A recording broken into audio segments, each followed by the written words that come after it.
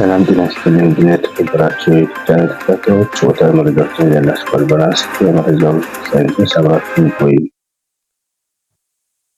በሰሜን ጎንደር ዞን በሚገኙ የተለያዩ አካባቢዎች ታጥቀው በጫካ ሲንቀሳቀሱ የነበሩ አካላት ላይ የሰላም አማራጭን ተቀብለው ገብተዋል ሲል በዛሬው አስታውቋል። ታጣቂዎቹ ሀገርን ከጉዳትና ማህበረሰብን ከብስቁልና ለመታደግ የሰላም አማራጭን መከተል እንደሚገባም ነው የገለጹት። የሰሜን ጎንደር ዞን ዋና አስተዳዳሪ ዲያቆን ሸጋው በኡቤ ያለፉት 2 ዓመታት በክልሉ በተከሰተው የጸጥታ ችግር ምክንያት በርካታ ሰብአዊና ቁሳዊ ውድመት መድረሱንም አስታውቋል። በዚህ በዞኑ በርካታ ማህበራዊ አገልግሎቶች በሚፈለገው ደረጃ ተደራሽ ሳይሆኑ ቀርተዋል ሲሉ ገልጸዋል። መንግስት በሆደ ሰፊነት ልዩነቶችን በሰለጠነና ዘመኑን በሚመጥን ደረጃ በውይይት እንዲፈቱ ጥረት ሲያደርግ ቆይቷል ሲልም አስታውቋል። የሰላም አማራጭን የተከተሉ ታጣቂዎችን በመቀበል መልሶ ለማቋቋምና ተጠቃሚነታቸውንም ለማረጋገጥ እየሰራን ነው ብሏል። በአሁኑ ወቅትም እንደ ሀገር የደረሰውን ፖለቲካዊ፣ ማህበራዊና ምጣኔ ሀብታዊ ጉዳት በመገንዘብ በርካታ ታጣቂዎች የሰላም አማራጭን መከተል እየገቡ እንደሆነ ገልጿል። በቀጣይም የመንግስት የሰላም አማራጭን ለተከተሉ ኃይሎች ምን ሁኔታ ላይ ለመፍጠር ይሰራል ሲል ገልጿል። ያነጋገራቸው የሰላም አማራጭን የተከተሉ ታጣቂዎች በበኩላቸው የትጥቅ ትግልን ዘመኑን የማይመጥንና ሁለንተናዊ ቀውስን የሚያስከትል መሆኑን ሰላም አማራጭን መከተላቸውንም ተናግረዋል። ታጣቂ ቡድኑ የህዝብ ጥያቄዎችን ከማስመለስ ይልቅ ግለሰባዊ ጥቅምን በማስቀደምና ከታሪካዊ ጠላቶቻችን ጋር በማበር እኩይ ዓላማቸውን ለማሳካት እየሰሩ ነው ሲል አስታውቋል። ሰላምን መከተል መሸነፍ አይደለም ያሉት እንዲያውም ለሀገርና ለወገን ጥቅም ቅድሚያ መስጠትን የሚያሳይ ነው ሲል ገልጿል። ሌሎች በትጥቅ ትግል የሚያገኙ አገራትም ወደ ሰላም አማራጭ እንዲመጡና ለሀገርና ለወገን ያላቸውን ክብር እንዲያሳዩም ጠይቋል። ከአማራ ሚዲያ ያገኘነው መረጃ።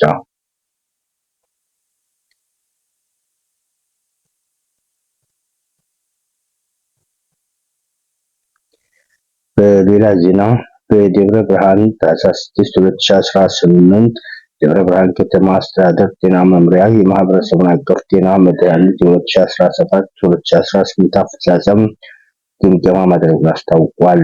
የ2018 እቅድ ኦሪንቴሽን የንቅናቄ መድረክ የክልል እና የዞን መሪዎች እና የማህበረሰቡን ተወካዮችም በተገኙበት ተከናውኗል።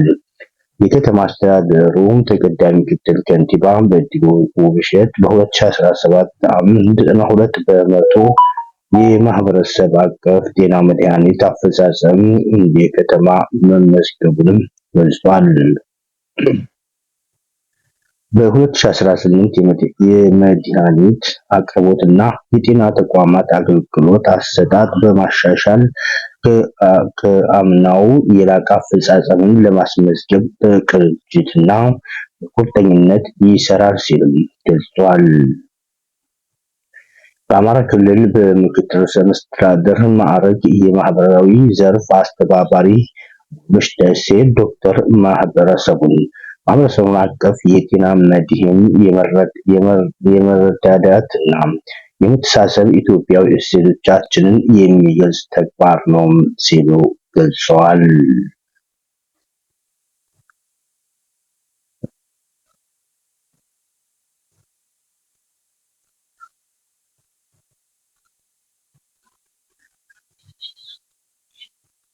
በሌላ ዜና በአዲስ አበባ ታህሳስ 16 ቀን 2018 የኩባ ብራስቶችን የመደመር መንግስታት ትሩፋቶችን በሚል መሪ መልእክት ህዝባዊ ውይይት በደብረ ብርሃን ከተማ አስተዳደር የተካሄደ መሆኑን አስታወቀም። ሀገር የተከናወኑ ያሉ ዘርፈ ብዙ የልማት ስራዎችን የህዝብ ተጠቃሚነት ማዕከል ያደረገ መሆናቸውን የተናገሩት የደቡብ ምዕራብ ኢትዮጵያ ክልል ምክትል ርዕሰ መስተዳድር እና የብልጽግና ፓርቲ ስራ አስፈጻሚ አባል ማስረሻ በላቸውም በዛሬው ዕለት አስታውቀዋል። በሁሉም አካባቢዎች ያልተነካ እምቅ የልማት አቅም መኖሩንም ገልጸዋል። የደብረ ብርሃን ወጣቶች ይህንን ጸጋ ጥቅም ላይ በማዋል በሀገራቸው ሰርተው ለመለወጥ በትጋት እና በቁርጠኝነት ሊሰሩ እንደሚገባ አስገንዝበዋል። በሁሉም አካባቢዎች የልማት ስራዎችን አጠናክሮ በመቀጠል የሀገርን እድገትና ብልጽግና ለማረጋገጥ መንግስት እየሰራ እንደሚገኝ ያነሱት አቶ ማስረሻ በላቸው በአማራ ክልል ደብረ ብርሃን ከተማ የተከናወኑና በመከናወን ላይ ያሉ ሁሉን አቀፍ የልማት ተግባራት እነዚህ ጥሩ ማሳያ መሆናቸውንም አስታውቋል። ከግብርና በተጨማሪ በኢንዱስትሪ፣ በቱሪዝም፣ በማዕድንና በዲጂታል ልማት ዘርፍም የተጀመሩ ስራዎችን ለስኬት እንዲያበቁ የጋራ ጥረት ይጠይቃልም ሲል ገልጿል። የለውጡ መንግስት አሳታፊ ማህበራዊ አንድነትን የተረጋገጠባት ጠንካራ ሀገር የመገንባት ዓላማ ሰንቆ እየሰራ መሆኑንም ተናግሯል። በዚህም ምርታዊ ውጤቶችን ተመዝግቧል ነው ያሉትም። በመድረኩ የተሳተፉ የደብረ ብርሃን ከተማ ነዋሪዎች ሀገራዊ ለውጡን ተከትሎ የአማራ ክልል ህዝብ ፖለቲካ ተሳትፎና ፍትሃዊ የልማት ተጠቃሚነት በተግባር እየሆነ መሆኑንም ተናግሯል። በሰሜን ሸዋ ዞን ደብረ ብርሃን ከተማ እየተከናወነ የሚገኘው የልማት ስራ አምራችነት ለማሸጋገር የሚደረጉ ጥረትን እየተሳካ እንደሆነም አንስተዋል። ተማሪዎቻችን ለዛሬ ያዝንላችሁ ወቅታዊ መረጃ ይመስል ነበር። አብራችሁን ስለቆያችሁ እናመሰግናለን።